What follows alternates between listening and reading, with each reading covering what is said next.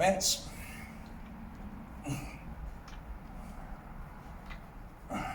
Hi Old School fans, I'm Dan, the Old School Conditioning Man, and welcome to Old School Conditioning Training's the Bartitsu project. And in today's video, we're going to be taking our first look at cane to combat, or combative cane, which was introduced into the French army in around about the 1870s.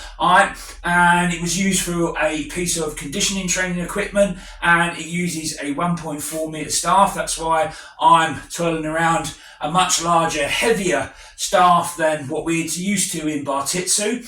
And it was also used as a method of combat, and also, like I said, a piece of conditioning training equipment for the French army, so they could use all the bayonet strikes and clubbing and slashing attacks with the newly introduced breech loading rifle of the late 1860s, the chassepot, which was first used in combat against the Prussians during the Franco-Prussian War and the Battle of Sedan at 1870. Right, so what we're going to do today, we're going to have a look at the first three exercises of Le Baton, and that's from the position of attention.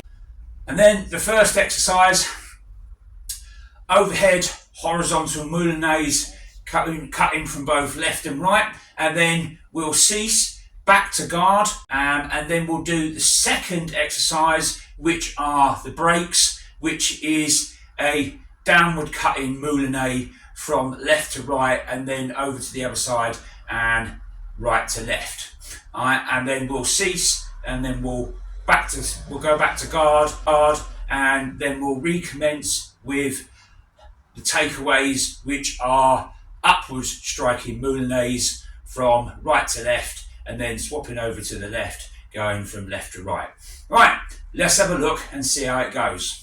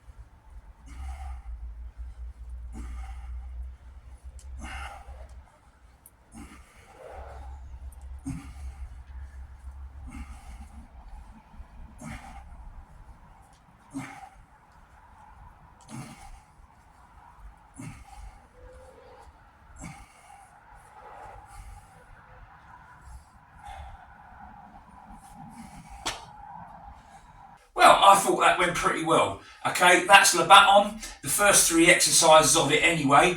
Like I said, as taught to the French army, I'm using the Le Baton manual of 1877 as approved by the French Ministry for War.